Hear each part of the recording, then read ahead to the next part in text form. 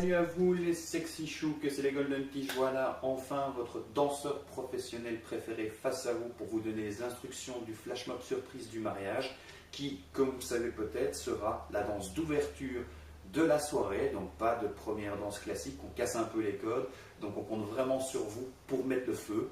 Mais une chose qui est certaine, c'est que personne n'est obligé de le faire.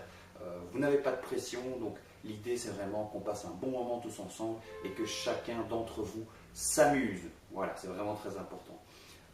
Alors, au rayon des bonnes nouvelles, on va simplifier certains passages de la chorégraphie, donc qui est, on en a conscience, assez compliqué. Je reviendrai là-dessus plus tard. On va aussi projeter la vidéo de la chorégraphie sur un écran qui sera dans la salle. Au rayon mauvaise nouvelle, il ne reste plus que quelques jours, donc j'espère que vous êtes chaud pour vous entraîner et je vais faire quelques petits clips dans un deuxième temps pour vous expliquer les différents pas. Donc vous avez le droit de rigoler, mais pas de vous moquer. Je suis conscient que je ne suis pas très doué en danse, mais j'ai envie de tout donner. Alors, d'un point de vue purement organisationnel, le flash mob aura lieu donc après le dessert, aux alentours de 22 heures, vraiment pour lancer la soirée. Et donc, Shun, notre maître de cérémonie, fera appel à mes témoins et moi en prétendant avoir un jeu pour nous. Et on lancera à ce moment-là donc le flash mob. Et vous nous rejoindrez au fur et à mesure de la chanson pour qu'on soit ensuite tous ensemble. Donc il y aura 3 vagues, vous aurez compris, la première, mes témoins et moi, on démarre. Une quinzaine, vingtaine de secondes après, il faudra que la deuxième vague soit avec nous.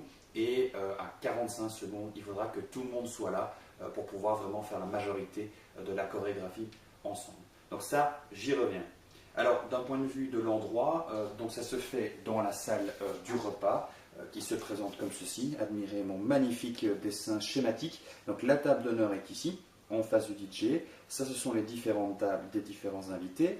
Vous, pour la majorité, vous vous trouverez sur la table d'honneur et ces deux tables-ci. Et donc, nous allons faire le flash mob dans la deuxième moitié de la piste de danse, qui sera déjà présente pendant le repas, pour pouvoir faire face au DJ, à l'écran, et aussi que la majorité des invités puissent voir le flash mob et peut-être nous rejoindre s'ils sont motivés.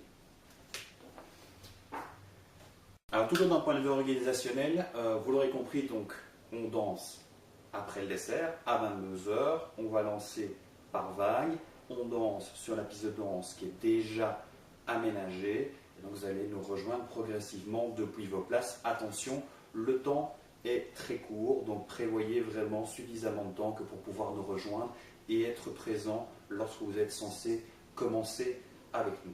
Toujours au niveau organisation, on essaiera d'aménager une petite répétition. Donc pour caler tout ça, on fera ça à la fin du cocktail, donc vers 18 h, quelque chose comme ça. On essaiera de s'esquiver discrètement et on ira dans la salle pour répéter une fois le flash mob qui, je le répète, est une surprise, donc ne dites rien. Donc on va désigner des responsables de groupe qui seront aussi indiqués dans l'email, qui devront faire en sorte que leur groupe soit bien présent pour la répétition à l'heure qui aura été décidée à ce moment-là. Cette répétition, elle aura lieu vraisemblablement juste avant d'aller faire les photos tous ensemble pendant que les gens du cocktail s'en vont progressivement ou rentrent dans la salle pour le repas.